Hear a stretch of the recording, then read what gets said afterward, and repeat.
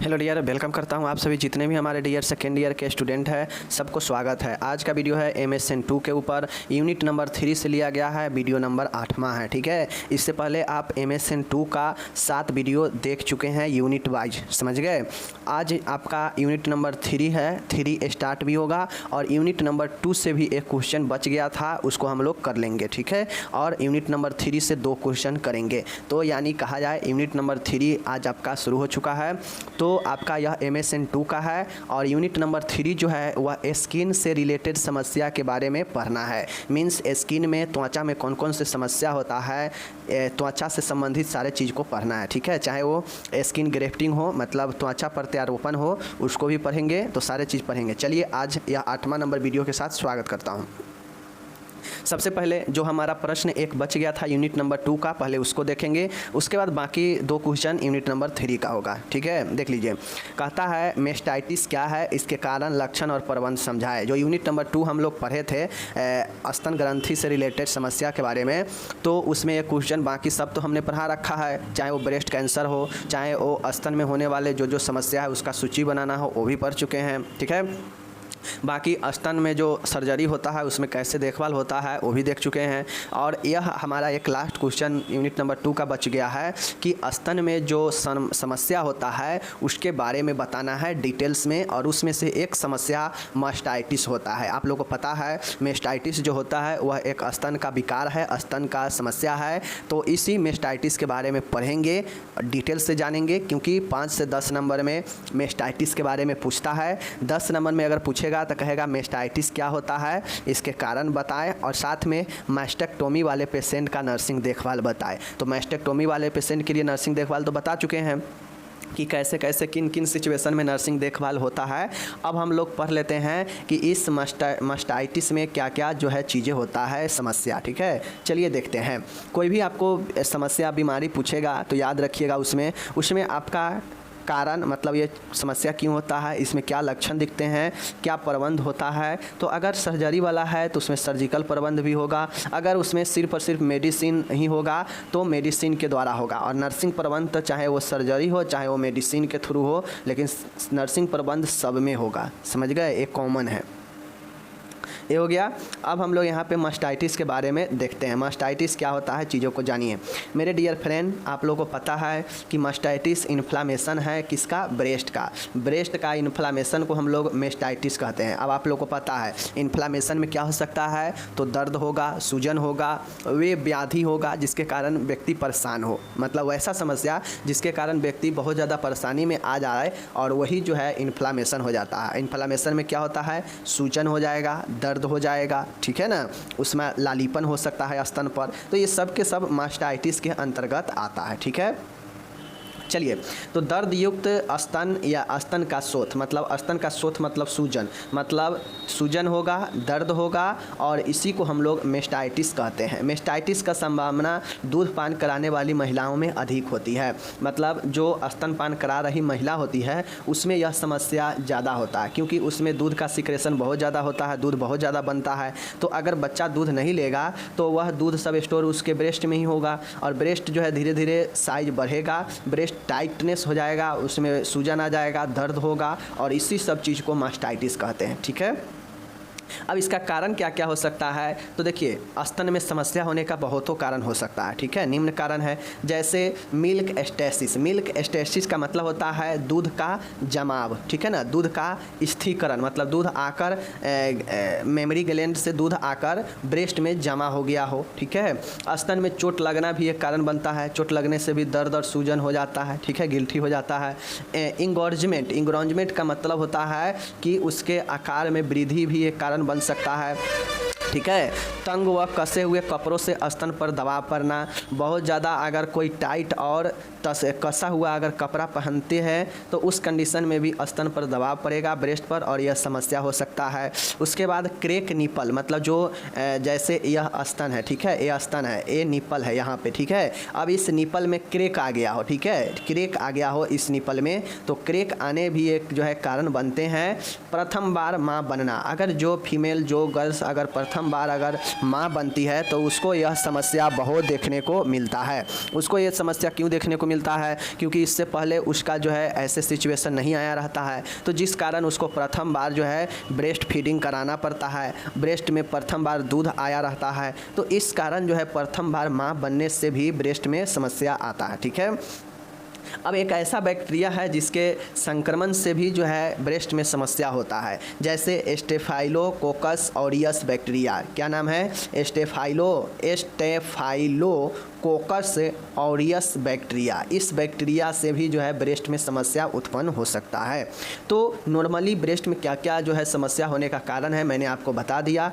अब चलिए हम लोग इसके लक्षण को देखते हैं। लक्षण मीन्स कहा जाए तो अगर किसी को ब्रेस्ट में समस्या होता है, सूजन होता है, लाल धब्बा आ जाता है, ठीक है, ऊपर से उसके बाद साइज बढ़ जाता है या उसमें दर्द और सूजन हो जाता है, तो क्या क्या लक्षण दिखते हैं देख लीजिए। यानी सीधा कहिए कि मास्टाइटिस में क्या क्या लक्षण होते हैं। ठीक है, देख लीजिए।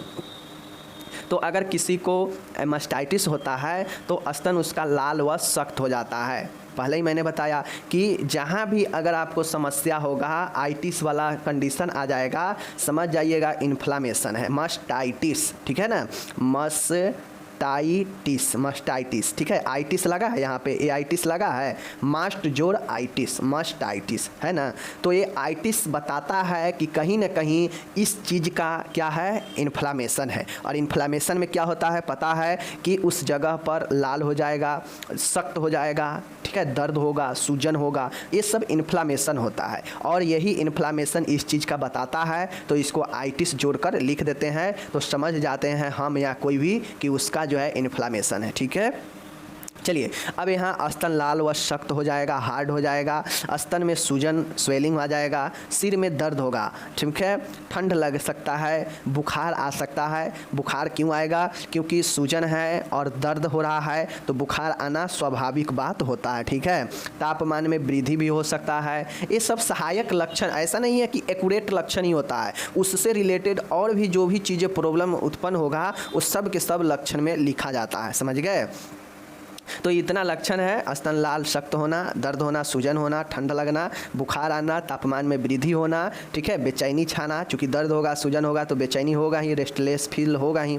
अब इसका प्रबंध कैसे करेंगे साथी मेरे? अगर किसी का अगर मान गए ब्रेस्ट में समस्या है तो उसको प्रबंध कैसे किया जाएगा? तो सबसे पहले हम देखेंगे कि पेशेंट को सूजन है तो सूजन को कम करने के लिए दवाइयाँ देंगे, देखेंगे कि दर्द है तो दर्द के लिए दवाइयाँ देंगे, कुछ और सहायक अगर लक्षण दिखता है तो उसको भी दवाइयाँ देंगे। जैसे प्रॉब्लम है मास्टाइटिस का, लेकिन बुखार भी इसमें एक लक्षण है, सहायक लक्षण, बुखार भी होना, तो बुखार के लिए भी दवाइयाँ देंगे। ठीक है ना, तापमान में जो है वृद्धि हो सकता है तो इसके लिए जो अगर बनता है वो चीज़ें करेंगे। तो ये सब प्रबंध में आता है।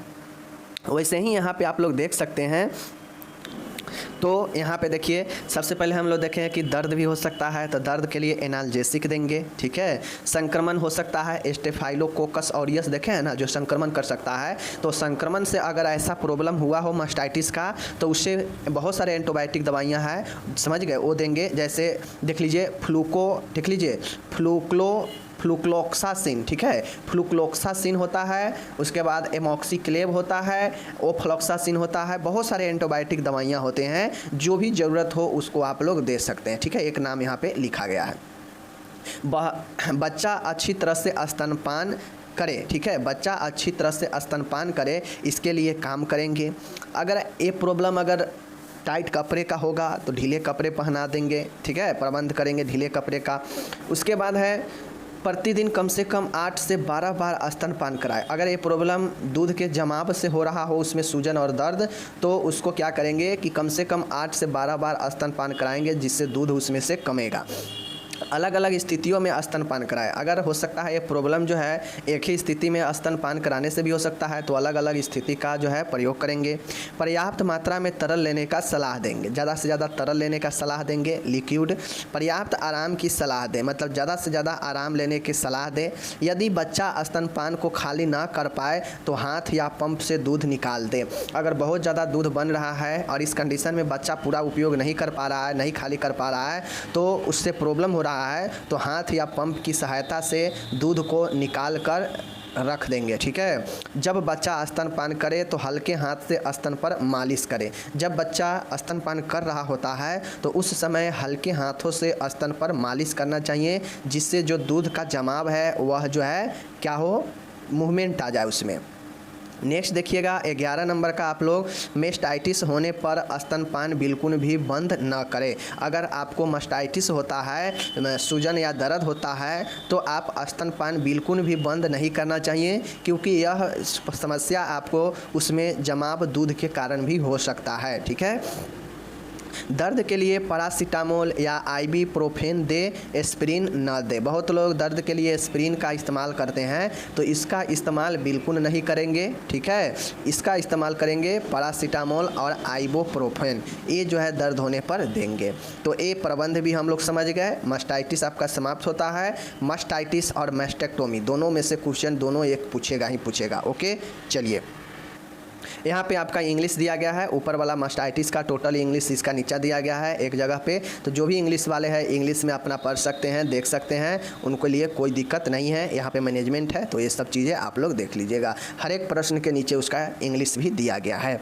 अब हम लोग चलते हैं यूनिट नंबर 2 में, जो स्किन वाला चैप्टर है। स्किन से रिलेटेड चीज़ों को देखना है।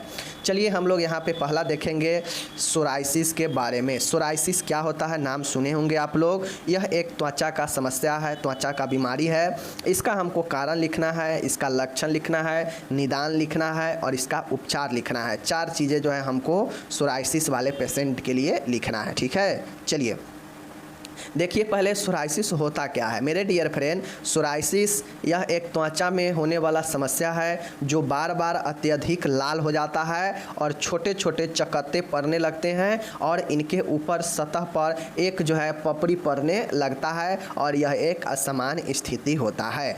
अब चलिए मैं इसको एक फिगर के माध्यम से आपको दिखा देता हूँ कि कैसा जो है यह दिखने में सोराइसिस होता है। क्योंकि त्वचा पे बहुत सारे जो है बीमारी होते हैं, तो ऐसे में सोराइसिस किस प्रकार का होता है देख लीजिए। पहले डिफिनीशन समझिए क्या कह रहा है कि सोराइसिस एक त्वचा में होने वाला बार बार अत्यधिक लाल छोटे छोटे चकत्ते और साथ में इस चकत्ते के सतह पर एक पपड़ी पड़ने लगता है और यह एक असमान स्थिति है। ये डिफिनीशन समझ गए। चलिए अब आपको फिगर दिखाते हैं कि कैसा होता है। तो इस चीज़ को आप लोग यहाँ पे ध्यान से देखिए। यहाँ पे यही आपका सोराइसिस है। क्या है, यही आपका सोराइसिस है। आप लोगों ने क्या पढ़ा कि यह एक त्वचा का असमान बीमारी होता है, जो क्या होता है कि छोटे छोटे चकत्ते के रूप में क्या होता है, बनता है लाल लाल और उसके ऊपर वाइट वाइट जो है पपड़ी पड़ जाता है। समझ गए। अब देखिए यह पहले छोटे छोटे त्वचा के रूप में हुआ होगा, ठीक है ना, सॉरी, यह पहले छोटे छोटे चकत्ता के रूप में हुआ हो, लेकिन धीरे धीरे यह फैल कर देख लीजिए कितना लंबे दूरी में हो रहा है। देख रहे हैं ये सब फैल रहा है, ये सब और फैलेगा। अगर इसका ट्रीटमेंट नहीं होगा तो यह धीरे धीरे फैलते जाएगा छोटे छोटे चकत्ते के रूप में, और जब इसको आप नोचेंगे, इसको जब आप खरोच लगाएंगे तो धीरे धीरे यह फैल जाएगा, इस सब में फैल जाएगा। ठीक है। तो इस प्रकार से यह सोराइसिस होता है और लाल लाल धब्बे होने के बाद इस पर पपड़ी पड़ने लगता है। तो देख सकते हैं यह वाइट वाइट यही पपड़ी न पड़ रहा है, लग रहा है कि यहाँ पे त्वचा झुर्रीदार हो जाता है। ठीक है। पपड़ी पड़ने का मतलब क्या होता है कि वहाँ पे एकदम ड्राइनेस, एकदम शुष्क जो है चीज़ें हो जाता है और झुर्रीदार हो जाता है और वहाँ पे पपड़ी पड़ने लगता है। देख सकते हैं ना, यहाँ पे पपड़ी है ना वाइट वाइट, तो यही आपका सोराइसिस होता है। अगर इस प्रकार का समस्या है तो समझ जाइएगा कि आपको सोराइसिस है। ठीक है। अगर चकत्ता होने के बाद वहाँ पे वाइट वाइट पपड़ी पड़ जा रहा है कुछ देर के बाद, तो समझ लीजिए कि आपका जो है यह सोराइसिस है। ठीक है। चलिए अब चलते हैं हम आगे इस पे। तो सोराइसिस के बारे में हम लोग जान गए। अब यहाँ पे देखिए कारण हम लोग देखेंगे। कारण में देखेंगे कि सोराइसिस किन किन कारणों से होता है। ठीक है। देखिए इसके भी निम्न कारण हो सकते हैं। कोई भी बीमारी होने का बहुत सारे कारण हो सकता है। ठीक है। ऐसा कोई एक परफेक्ट नहीं है कि फलाने चीज़ के कारण ही जो है हो सकते हैं। जैसे टीबी ही है, तो टीबी हम लोग जानते हैं कि माइकोबैक्टीरियम ट्यूबरकुलोसिस के कारण टीबी होता है जीवाणु में, लेकिन ऐसा नहीं है कि टीबी एक उसी जीवाणु के कारण ही होता है। टीबी बहुत सारे वातावरणीय समस्या के कारण भी होता है। समझ गए ना। तो ऐसा ही है। तो चलिए देखते हैं कि जो सोराइसिस है, और सीधा समझिए सोराइसिस होता कब है, तो जब हमारे शरीर का इम्यूनिटी सिस्टम गड़बड़ा जाता है तो जो हमारे शरीर में एक इम्यूनिटी सिस्टम को, जो बीमारी को खाने वाला जो होता है कोशिका टी सेल, जिसको हम लोग लिम्फोसाइट और थियोसाइट कहते हैं, यह लिम्फोसाइट हमारे शरीर के त्वचा के जो ऊतक होते हैं उसी को यह खाने लगता है। समझ गए? इसको खाने के लिए दूसरा नहीं मिलता है, कोई बीमारी बाहर से आता नहीं है, तो यह क्या करता है कि यह अपने ही कोशिका को, त्वचा वाले कोशिका को भक्षण करने लगता है। लिम्फोसाइट, इसको हम लोग भक्षण कोशिका कहते हैं। तो यह भक्षण करने लगता है। भक्षण करने से वहाँ का कोशिका खराब होता है, जिसके कारण त्वचा का ऊपर पपड़ी पड़ने लगता है लाल लाल चकत्ते होने के बाद। तो यही सोराइसिस होता है। ठीक है, बाकी चलिए कारण देखिए।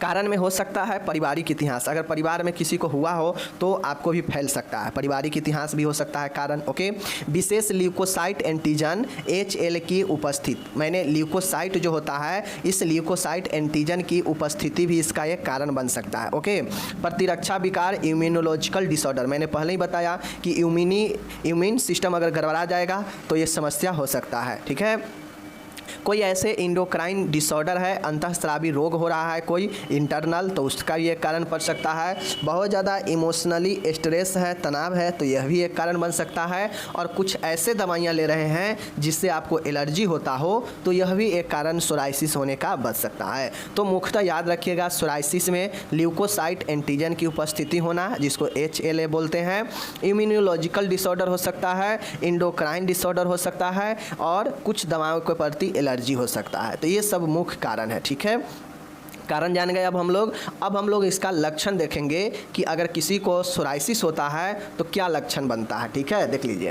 त्वचा पर सूखे पत्ते जैसी पपड़ी का निर्माण, त्वचा जहाँ पे अगर ऐसा होता है वहाँ पे एकदम सूखे पत्ते, जैसे सूखे पत्ते में कोई जान नहीं रहता है, उसी प्रकार से वहाँ भी आपके स्किन पर एकदम सूखा पत्ता के जगह जो है पपड़ी जम जाएगा। ठीक है, त्वचा पर खुजलाहट होगा, समझ गए, त्वचा पर लाल चकत्ते होंगे, समझ गए चीज़ को, और वही लाल चकत्ते तो जो है पपड़ी बन जाता है ना।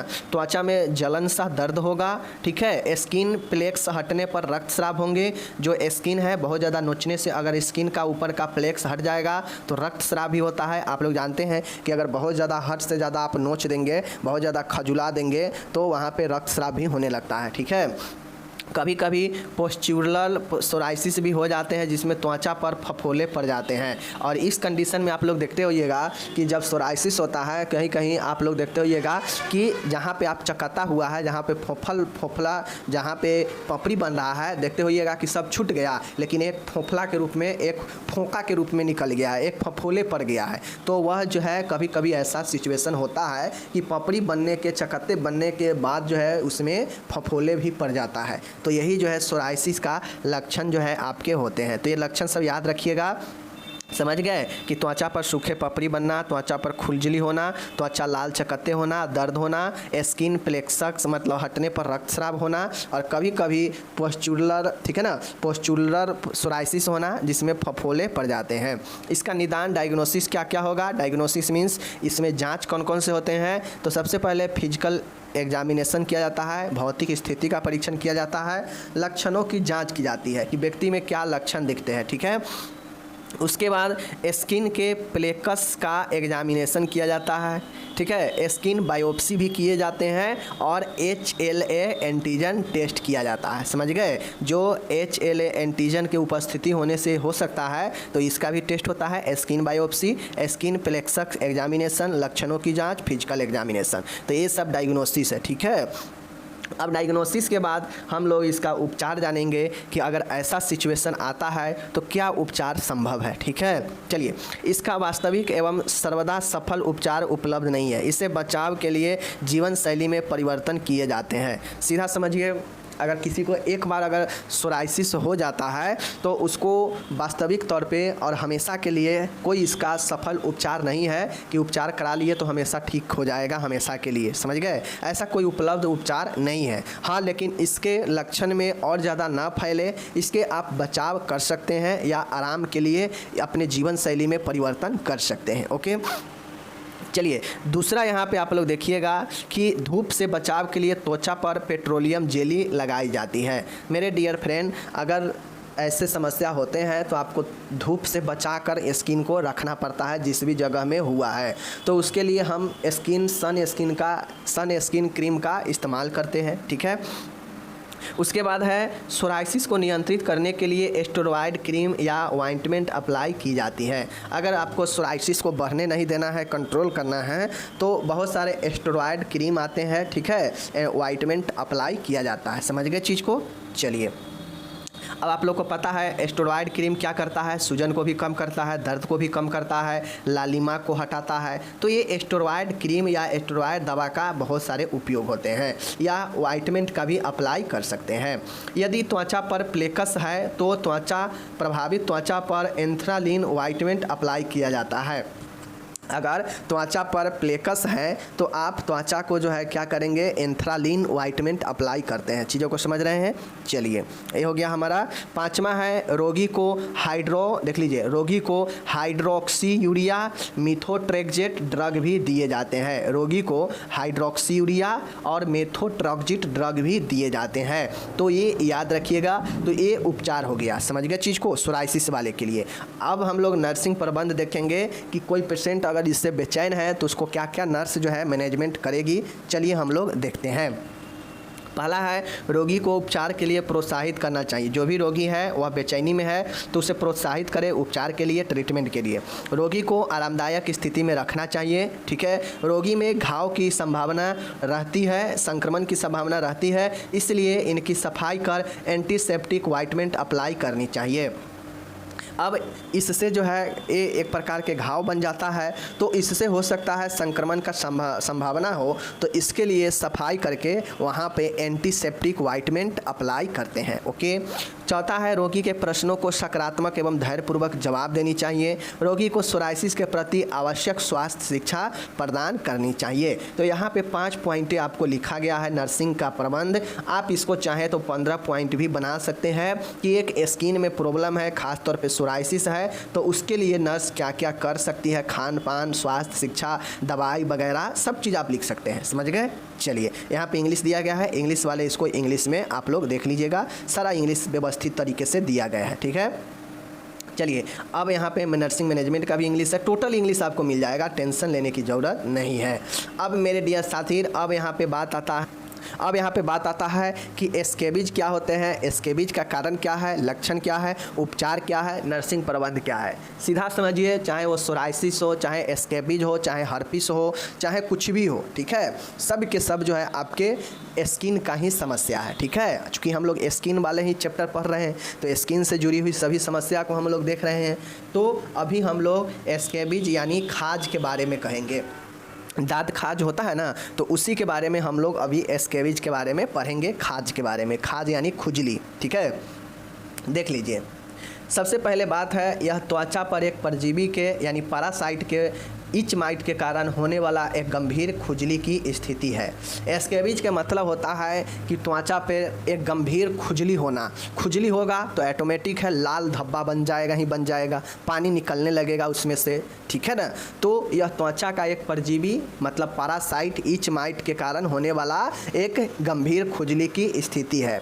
इच माइट को यानी पैरासाइट इच माइट को हम लोग सार्कोप्टस स्कैबी होमिनिस भी कहते हैं। तो याद रखिएगा, इच माइट के पैरासाइट को सार्कोप्टस स्कैबियाई होमिनिस कहते हैं, याद रखिएगा। जो इसके कारण, यह परजीवी के कारण आपके खुजली यानी स्कैबिज होते हैं। समझ गए।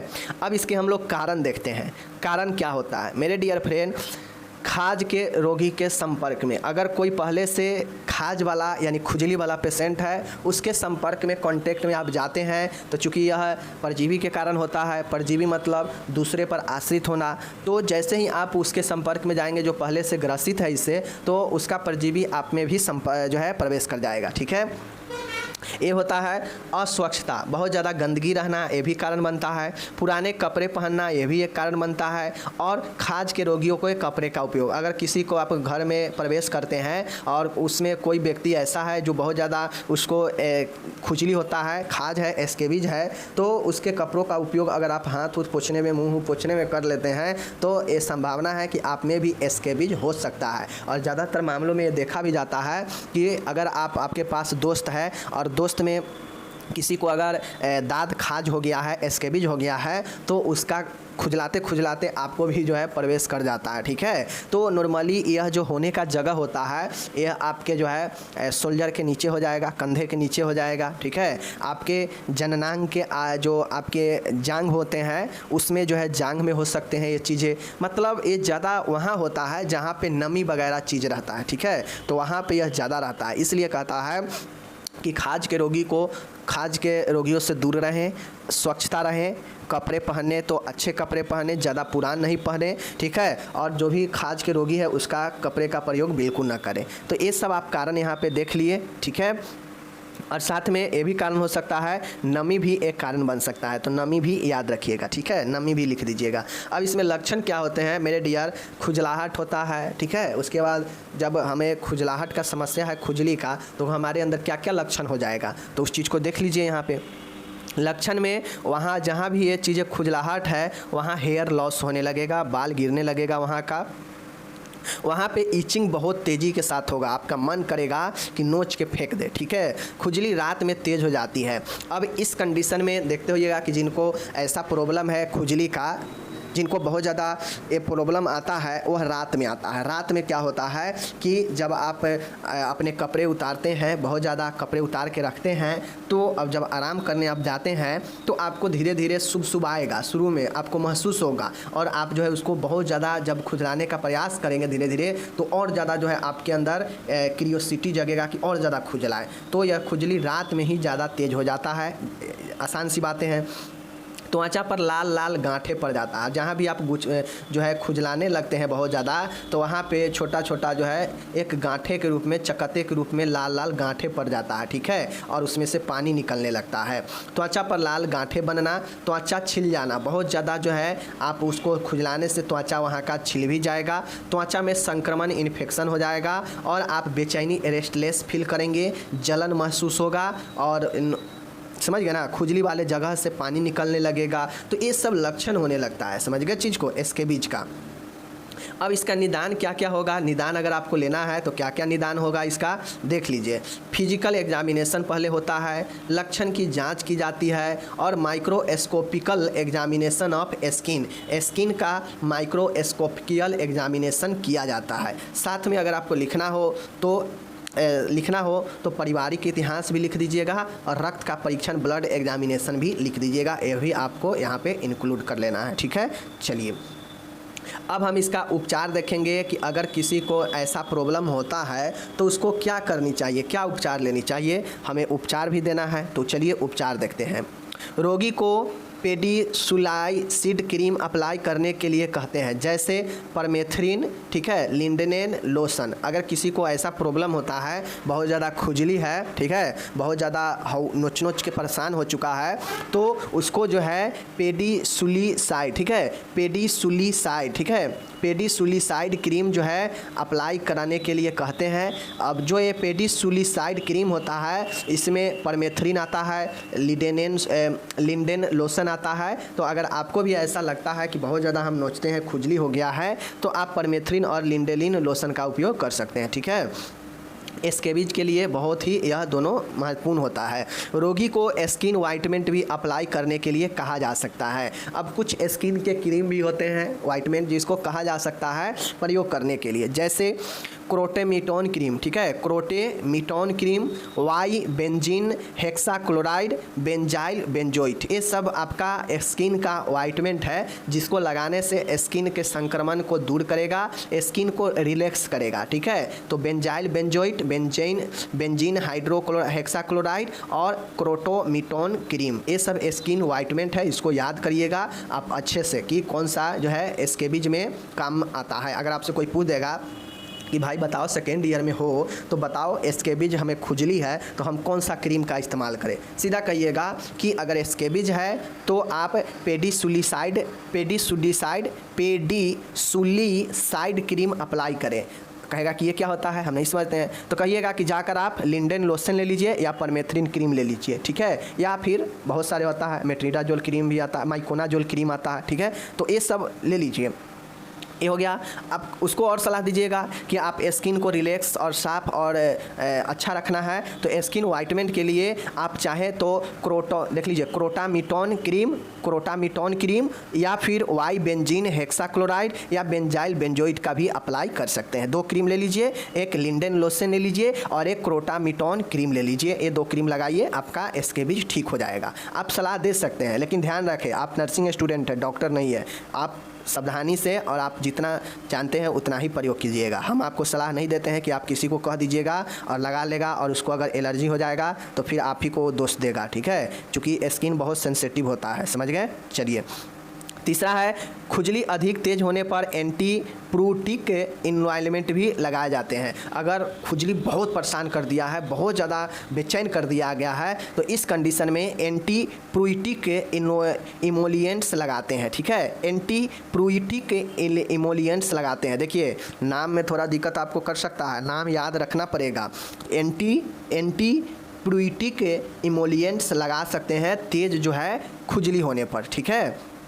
तो वो बता दिया हमने, बाकी साफ़ सुथरा रखें उपचार में। चलिए, नर्सिंग मैनेजमेंट इसमें क्या क्या होगा, तो एक नर्स क्या क्या जो है बोलेगी करने के लिए, तो रोगी एवं उसके परिवार को सभी सदस्यों को स्वास्थ्य शिक्षा प्रदान करेगी, ठीक है। परिवार के सभी सदस्यों को अपने बिस्तर को धूप में डालने का सलाह देगी, ठीक है। रोगी व उसके परिजनों को निर्देश दे कि अपने कपड़े जैसे तौलिया आदि एक बार उपयोग करके उन्हें अच्छा तरह से उपयोग करें और धूप में सुखाकर ही दोबारा उपयोग करें, ठीक है।